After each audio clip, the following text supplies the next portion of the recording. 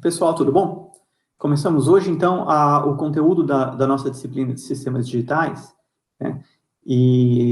Como eu tinha dito na semana passada, nesse primeiro momento, nessa primeira parte do curso, a gente vai continuar o que a gente o que a gente viu na aula de introdução à lógica digital, que foi a disciplina que a gente fez no semestre passado, né?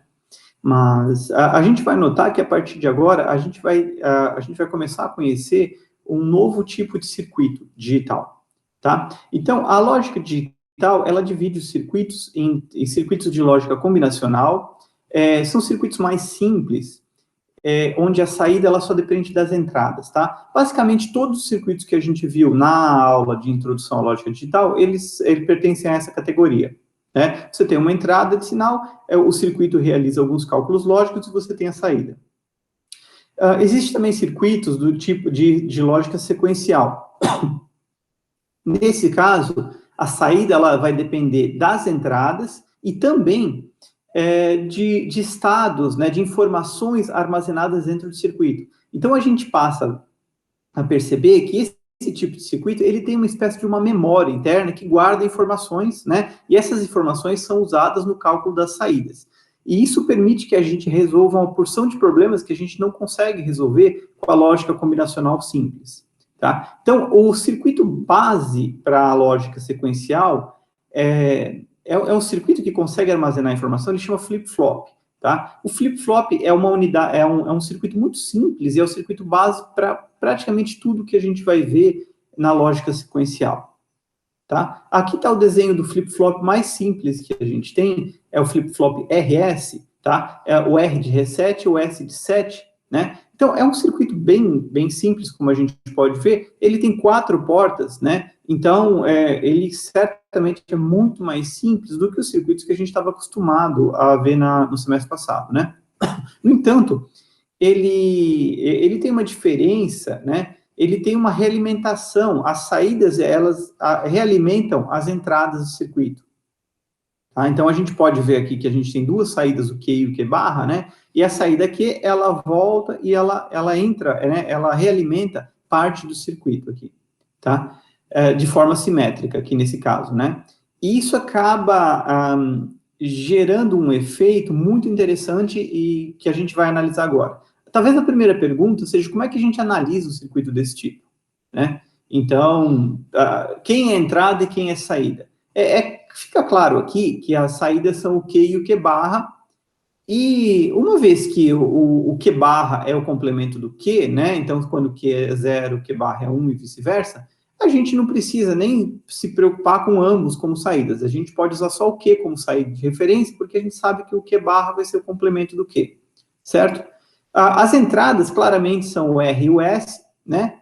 Mas, nesse caso, a gente deve usar, uma forma de analisar esse circuito é usar o Q, tanto como saída, quanto como entrada, né? Então, quando eu vou imaginar que o R e o S têm aí uma sequência de várias possibilidades de entrada, né? Eu vou supor que quando eu ligo o circuito, o Q vai estar no estado 0, no estado 1, e a partir daí eu analiso, né? Então, eu analiso as entradas R e S, eu atribuo um possível estado inicial para o Q, e faço a análise exatamente como a gente fazia nos circuitos mais simples que a gente viu no semestre anterior, tá?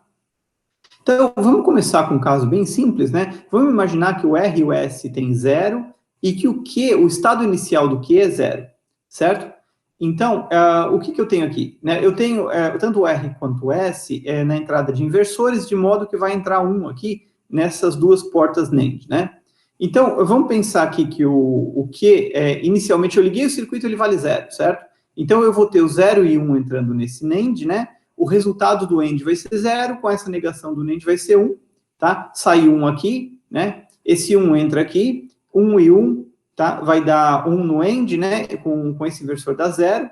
Então, eu percebo que o circuito, se o circuito iniciar com o Q valendo 0, aqui na nossa tabela eu coloquei que A e que F é o Q anterior e o Q final, tá? Então, com o S e o R e o Q anterior valendo 0, a saída Q final vale 0. E o circuito está em equilíbrio, assim, certo? Vamos pensar, então, mantendo o R e o S em 0, Se o Q valer 1, né, se o estado inicial do Q vale 1, então eu tenho 1 e 1 entrando aqui nesse NAND, né? O AND vai dar 1, e vou inverter o AND para virar NAND, ele vai ser 0, o 0 entra aqui, 0 e 1, dá 0, inverte 1, então o circuito também tá estável, né? Ele fica estável dessa forma, então se o R e o S forem 0 e o Q anterior for 1, o Q final continua valendo 1, certo? Vamos mudar então agora o S, né? Agora, o S valendo 1, eu tenho 0 entrando nesse NAND, né? E vamos pensar, no primeiro momento, com a saída Q valendo 0, certo? Então, a saída Q vale 0, né? Eu tenho 0 e 1 entrando aqui na porta NAND, né? Então, a saída do AND vai ser 0, invertendo vai ser 1. Eu tenho 1 e 0 aqui, certo? A saída do AND vai ser 0, invertendo vai ser 1. Então, eu troquei, a partir desse momento, o Q troca para 1, né? Então, a saída Q vai para 1. Esse 1 retorna aqui, vai ter 1 e 1, né? Que vai dar 1 no AND, inverte, vai virar 0. Né? Esse 0 vem para cá, 0 e 0 vai dar 0 no AND. Eu inverto aqui, vai virar 1 na saída Q, e ele está em equilíbrio dessa forma, né? Então, eu vou ter a saída 1 aqui no Q e a saída 0 no Q barra. Então, eu percebo que, assumindo que que o Q anterior era 0, o circuito, ele não ficou em equilíbrio imediatamente, né? Ele trocou o estado para ficar em equilíbrio, e a partir daí ele funciona, ele está em equilíbrio, ele fica nesse estado, certo? Se eu colocar aqui o S em 1, o R em 0, né? E o Q anterior em 1, ele vai entrar em equilíbrio, né? Eu vou ter 1 saindo aqui, vai entrar 1 e 1, né? Vai dar 1, vai inverter, vai 0, vai sair 0 aqui, 0 e 0 dá 0, inverte dá 1, e ele fica em equilíbrio, certo? Então, eu tenho aqui a saída final do Q para ambas as possibilidades de Q anterior, certo? Se a gente fizer essa mesma análise aqui, com o S valendo 0 e o R valendo 1, tá? A gente vai ter alguma coisa muito parecida, né? Porque o circuito é simétrico, tá? Então, o que era Q antes vira Q barra, né? E vice-versa. Então, se eu tiver 0 e 1 aqui em SR, e a saída do Q anterior for 0, a saída final vai continuar sendo 0, tá? O circuito entra em equilíbrio imediatamente, tá? Se eu tiver o S valendo 0 e o R valendo 1 e o Q anterior valendo 1, eu vou ter aquela mesma troca de estados que eu tive anteriormente, né? E o Q final vale 0 e o Q barra vale 1, tá? Se vocês tiverem dúvida, é só seguir aí os sinais, né? Da forma como a gente seguiu no slide anterior, e vocês vão chegar nessa mesma conclusão, tá? Por fim, falta a gente ainda avaliar a situação onde ambas as entradas RS são 1. Tá? Nesse caso, ambas passam pelo inversor e ambas entram, tem uma entrada 0 no NAND, tá? Como eu tenho 0 no NAND, independente do Q e do Q barra, tá? O AND vai dar 0 e o NAND vai sair 1, né? Então, eu vou ter 1 na saída Q e 1 na saída Q barra, independente do estado anterior do Q, tá? Como o Q barra ele tem que ser o complemento do Q, eu tenho uma situação onde o circuito não funciona adequadamente, né? Eu não vou ter uma saída que seja compatível com o que eu espero. Eu sempre, né? Eu não poderia aceitar uma saída onde o Q e o Q barra ambos têm o mesmo valor, certo? Então, independente do valor do Q anterior, né, do valor inicial do Q, eu vou ter uma saída que não é válida, certo? Eu não posso aceitar esse conjunto de entradas SR valendo 1, certo? Então, aqui a gente já avaliou todas as possíveis entradas e as respectivas saídas do flip-flop RS, né? Eu coloco isso aqui na tabela e vai ficar, essa tabela vai ter 8 entradas e vai descrever o funcionamento do circuito dessa forma, tá? Eu posso olhar com calma para essa tabela e, por exemplo, nesses dois casos aqui, onde o S e o R valem 0, qual é o padrão que o Q final segue? O Q final, ele só mantém o Q anterior, certo? Então, quando o S e o R valem 0, o Q final é igual ao Q anterior. Quando o S e o R valem 1 e 0, respectivamente, o Q final vale 1, independente do Q anterior. Quando o S e o R vale 0 e 1, respectivamente, e o Q final vale 0, independente do Q anterior, tá? E quando o S e o R ambos valem 1, a saída não é válida, tá? Então, eu posso resumir essa tabela de 8 entradas numa tabela mais simples de 4 entradas, onde eu percebo que a saída, ela não... eu não preciso considerar o Q anterior como sendo uma entrada, né? Quem determina a saída é o S e o R, né? Sendo que, quando ambos estão em 0, o flip-flop ele permanece no mesmo estado, seja ele 0 ou 1, certo? Então, essa tabela de 4 entradas, ela resume o funcionamento do flip-flop RS, né? E a gente tem um problema onde esse modelo de flip-flop ele é muito simples, né? E muito fácil de analisar, mas a gente tem a situação onde ambas as entradas 1, elas vão gerar uma saída que não é válida, tá? O que é um desperdício, né? Se a gente tem 4 combinações de entrada, uma delas não é válida, a gente acaba aproveitando 75% das combinações de entrada, tá? Para resolver esse problema, né? Bom, antes disso, antes de falar na solução do problema, vamos falar um pouquinho sobre os circuitos sequenciais, né? Como esses circuitos, eles dependem de um armazenamento interno, em geral, a gente precisa de uma entrada de clock para poder sincronizar esse uso do armazenamento interno com o tempo, tá? Então, a gente vai ver que todos os circuitos síncronos, eles têm uma entrada de clock, né? E esse clock determina exatamente em que momentos o circuito vai funcionar e em que momentos o circuito vai permanecer estável, né? Uma forma de adicionar o clock no flip-flop RS é colocar essa entrada de clock aqui e substituir, né, os dois inversores aqui por portas NAND e colocar esse clock aqui, tá? Vejam o que vai acontecer quando o clock for 0, tá? Quando o clock for 0, né, eu vou zerar esse AND, tá? E é como se eu tivesse ambos R e o S entrando 0, né? O resultado desse AND vai ser 0, que é exatamente igual ao circuito anterior, quando o R e o S eram 0. Isso significa que o circuito vai manter a saída dele, tá? Então, independente dessas entradas, quando o clock for 0, o circuito permanece da forma como ele está, tá? Quando o clock é 1, então, aí eu passo a considerar as entradas RS usando a tabela que eu mostrei anteriormente, né? Então, o sinal de clock é um sinal desse tipo, né? É um sinal que vai variando entre 0 e 1, tá? E nesse caso, o flip-flop só vai considerar as entradas RS quando o clock estiver no estado 1, tá? Quando o clock estiver no estado 0, ele ignora as entradas RS e permanece na mesma situação, tá? Talvez isso não fique muito claro agora, mas isso vai ficar... esse é um aspecto fundamental para o uso prático desse tipo de circuito, ok? Então, uma forma de resolver aquele problema da gente ter o R e o S em 1, né, e ter uma saída inválida, é a gente adaptar um pouquinho o circuito do flip-flop RS e transformar ele no flip-flop JK, tá? O flip-flop JK é esse circuito aqui, né, já incluindo o clock.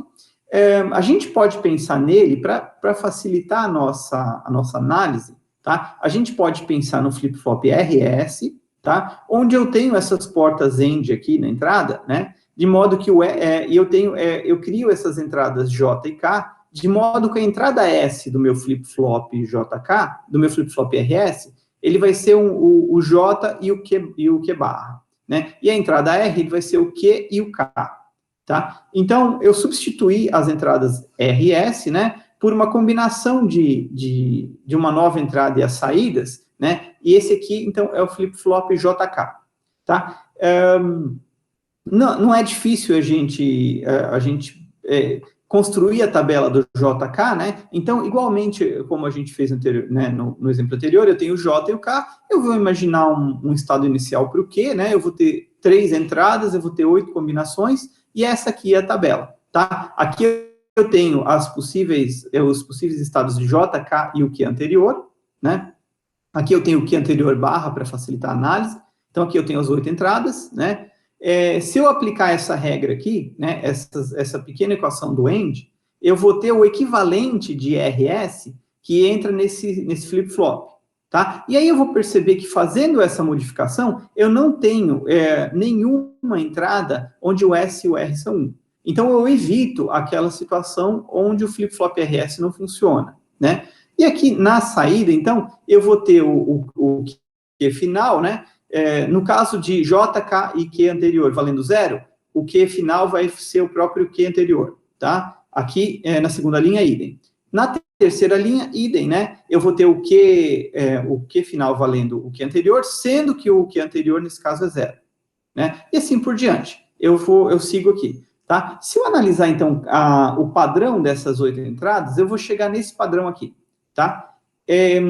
Quando eu tenho o J e o K valendo 0, independente do Q anterior, a saída é o Q anterior, tá? Se o Q anterior é 0, sai 0, se o Q anterior é 1, sai 1. Né? Quando eu tenho J e K valendo 0 e 1, respectivamente, a saída Q final é 0 sempre, tá? Independente do Q anterior.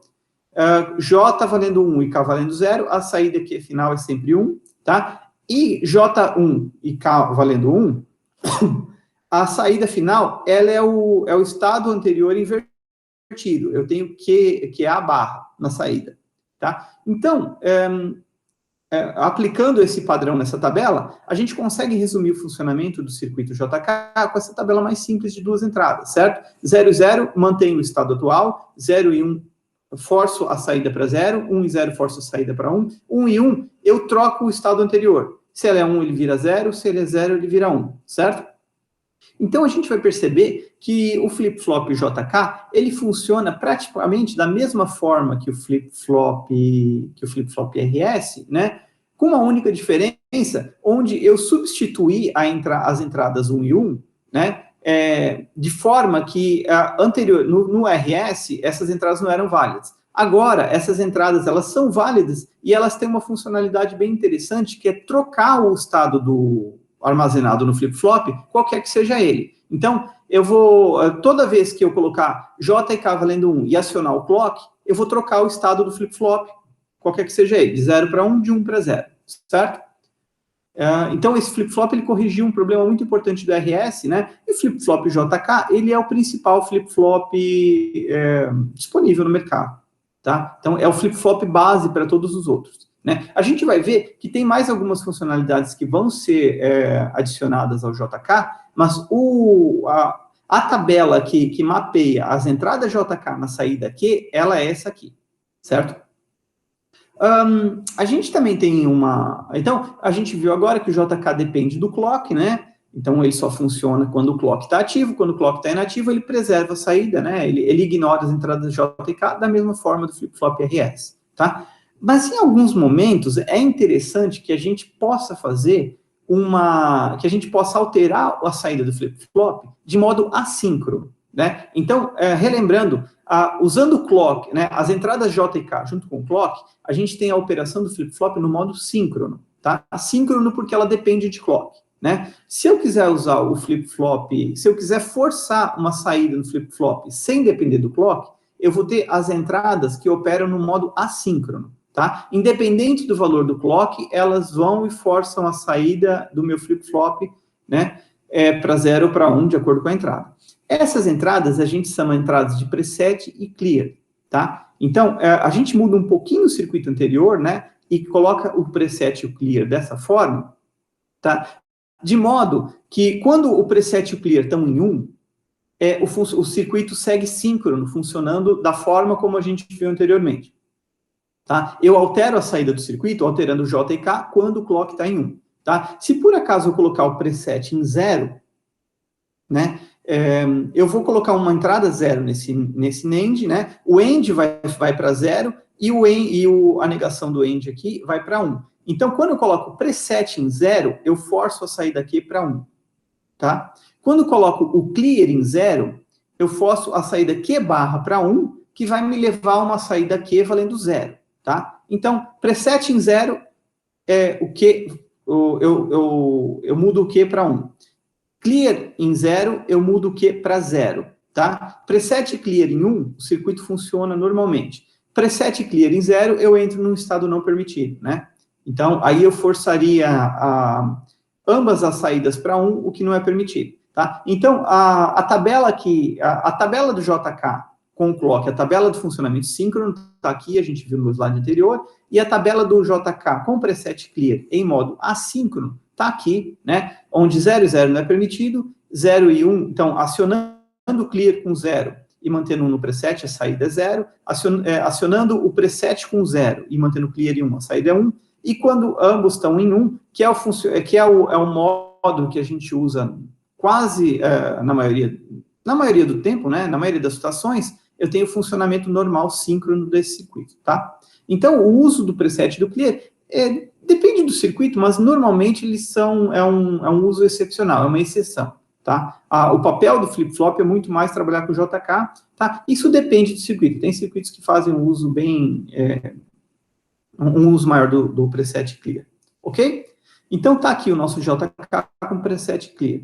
Por fim, a última funcionalidade, né, adicionada a esse circuito, né, a última desvantagem que poderia ser compensada com uma alteração no circuito é a seguinte, né? Então, voltando aqui para trás no JK com preset clear, a gente percebe que quando o clock está em 0, nada muda no circuito. Eu ignoro as entradas JK, tá? Quando o clock está em 1, durante todo o período que o clock está em 1, conforme eu altero o J e o K, eu tenho uma transição de estados que altera a saída, tá? E isso, assim, para a gente fazer sincronismo de circuito, isso não é desejável. Não é desejável que o circuito fique sensível à entrada durante um período relativamente grande de tempo, né? O ideal é que o circuito, ele fique sensível à entrada durante um período que tende a 0. Quer dizer, em um determinado momento, né, onde o tempo tende a 0, quer dizer, um momento,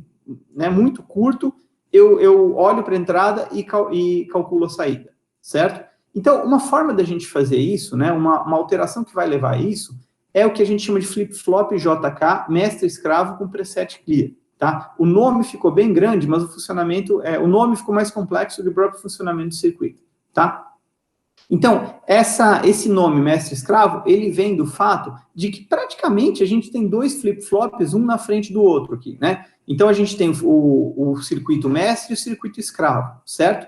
E os circuitos são praticamente idênticos, né? Então, o preset clear é comum aos dois, o resto é praticamente idêntico. A única diferença entre o mestre e o escravo é que o clock, ele é negado, né? Do mestre para o escravo. Então, quando o clock do circuito mestre está em 0, o clock do circuito escravo está em 1 e vice-versa, tá? O que vai acontecer? Então, eu só tenho, as entradas são as mesmas, J e K, Q e Q barra, né? Eu posso ignorar o Q barra, eu considero em geral o Q, né? O Q barra é sempre o oposto do Q. Quando o clock está em 0, o circuito ele vai ignorar as entradas J e K, esse circuito mestre, né? E ele vai manter a saída aqui no Q e no Q barra, certo? Então, a saída no Q e no Q barra, ela vai ficar mantida, né? E assim, apesar desse clock aqui estar em 1, eu não altero, eu não tenho nenhuma nova entrada entrando no RS aqui, tá? Então, esse clock aqui vai ficar em 1, mas como nada muda aqui, nada muda na saída, certo? Quando o clock está em 1 aqui, então, aí eu estou passando continuamente as mudanças de J e K para essa saída do circuito mestre, né? Então, tudo que eu mudo aqui reflete aqui, só que eu estou jogando 0 no clock do escravo, então ele está ignorando essas entradas, certo? Então, a saída fica estável também. Né? O único momento onde eu vou passar onde as entradas J e K vão ter efeito é na borda de descida do flip-flop, né? Quando o clock vai de 1 para 0. Então, quando ele está em 1, eu estou passando daqui para cá, né? Eu estou usando as entradas J e K para fazer um cálculo da saída do circuito mestre, certo? No momento que ele passa de 1 para 0, tá? Eu habilito esse circuito, né? E travo essas entradas aqui, de modo que essas entradas vão se propagar aqui para o final. Então, o circuito, ele vai realmente utilizar as entradas J e K e propagar elas para a saída do circuito, no que a gente chama de borda de descida do clock. É o momento onde o clock passa de 1 para 0, né? Numa onda quadrada perfeita, esse momento, ele tende a 0. Esse período de transição do 1 para o 0, ele tende a 0, né? É um período muito curto, né? Então, isso torna o circuito extremamente útil para efeitos de sincronismo, né? Quando eu tenho todo o ciclo de clock, mas em um determinado momento, esse circuito é ativado e eu calculo a saída com base na entrada, né? E no estado armazenado, tá? Então, sempre daqui em diante que a gente for falar, olha, eu tenho um flip-flop JK, na verdade, eu estou querendo dizer que ele é um JK mestre escravo com preset clear, tá? Essa é a versão completa do JK, essa é a versão comercial do JK. Então, se você comprar um chipzinho com flip-flop JK, é esse circuito que você está comprando. Se você for lá no Quartus e escolher lá, dentro, no menu de componentes, o flip-flop JK, é esse flip-flop que você está usando, tá? As versões preliminares, sem preset clear, sem esse mestre-escravo, elas são só didáticas, para a gente entender a evolução do circuito passo a passo, né? Se eu chegasse aqui na aula só com com esse circuito aqui, para vocês entenderem o funcionamento, ia ser extremamente complicado, né? É por isso que a gente vem evoluindo em partes, adicionando funcionalidades nesse circuito, né? Para chegar nesse. Então, quando eu falar daqui em diante flip-flop JK, é esse aqui, ok? Esse aqui é o símbolo tipo do flip-flop JK, né? Então, se você for lá no Quartz, o símbolo vai ser igual a esse, né? Onde eu tenho as entradas JK, o clock, preset clear, Q e Q barra. Às vezes eu não tenho Q barra, né? Nem sempre eu tenho Q barra como saída, tá? Eu posso notar que, normalmente, o preset e o clear, ele aparece com essa bolinha de negação, porque eles funcionam em um, né? O funcionamento deles é anti-intuitivo, então, o circuito opera normalmente quando ambos estão em um, e eu atuo no circuito quando eu tenho entrada 0. Por isso eu tenho normalmente essa bolinha no símbolo do JK. Ok? Por fim, tem dois flip-flops que são derivados do JK, tá? São simplificações de JK, mas eles têm papéis bem definidos em alguns projetos de lógica digital, e eles são tão úteis que foram criados flip-flops específicos, né, para eles. Então, o primeiro é o flip-flop tipo T, tá? Ele é um flip-flop JK com as entradas JK em curto, tá? Então, eu pego o JK, ligo o J junto com o K, né? Eu tenho uma entrada só T, né? E aí o símbolo do flip-flop tipo T, esse aqui, ele só tem uma entrada, né? Quando é 0, ele mantém o estado atual, quando é 1, ele inverte o estado anterior, tá? Então, eu ponho 0 nele e aciono o clock, ele mantém o estado. Eu ponho 1 na entrada T e aciono o clock, ele inverte o estado, tá? Ele inverte a saída, tá? É um circuito, assim, muito simples, né? Mas ele tem uma porção de aplicações muito interessantes. A gente vai ver numa das próximas aulas, tá? E, por fim, o último, né, é o flip-flop tipo D, onde eu tenho um inversor entre o J e o K, né, de modo que eu só tenho uma entrada do tipo D. Esse circuito ele é uma memória de 1 bit, né? Eu coloco a entrada, o valor D na entrada e aciono o clock, a saída vai para D. Eu coloco 1 na entrada e aciono o clock, a saída vai para 1. Essa aqui é uma memória, uma unidade de memória de 1 bit, né? Onde D é a entrada de dados e o circuito ele funciona com acionamento de clock. Então, a gente vai, daqui a algumas aulas, a gente vai ver como é que a gente cria uma estrutura de memória, como é que a gente cria registradores, etc. E a gente vai ver que a base desse tipo de circuito é o flip-flop tipo D, tá? Então, a gente encerra aqui essa aula de flip-flops, né? Lembrando que essa aula é fundamental porque o flip-flop ele vai ser o componente básico de toda essa primeira parte do curso, e é fundamental que vocês entendam bem, né? Para quem tem o livro do Idoeta, tem uma porção de exercícios, né? No final do capítulo dos flip-flops, vocês podem dar uma olhada nos exercícios para fixar, mas, em geral, esse aqui é um assunto um pouquinho mais teórico, né? Então, não tem muitos exercícios numéricos para a gente fazer, né? O mais importante é entender o conceito, tá? E, no fim das contas, o que vocês vão precisar saber de toda essa aula são essas tabelas aqui, tá? A tabela do D, a tabela do T, né? E a tabela do JK, as duas tabelas do JK, tá? Dessa forma, vocês vão conseguir usar o flip-flop, né? A gente viu aí com detalhes como a gente desenvolve um flip-flop sofisticado a partir de uma ideia simples, mas o mais importante é saber usar esse flip-flop. A partir da próxima aula, a gente vai fazer uso do flip-flop, tá? Então, a gente encerra aqui, né? Essa aqui é a primeira aula. Então, se vocês tiverem alguma dúvida, postem as dúvidas no fórum para que todo mundo tenha acesso às perguntas, né? E conversem com os representantes da turma aí, né? Para a gente encontrar decidam como vocês preferem para fazer o atendimento para a gente tirar dúvidas da matéria, né? Então, a gente tem duas opções: ou a gente reserva um horário da semana para tirar dúvidas, né? Ou a gente faz, assim, à medida que as dúvidas vão aparecendo, a gente vai marcando aí. Eventualmente, se não tiver nenhuma dúvida, a gente passa a semana, né? Quando tiver alguma dúvida, a gente pode marcar um horário, tá? Vocês decidem e depois vocês me avisam, ok?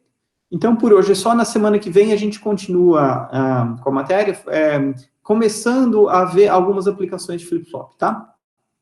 Até logo, então.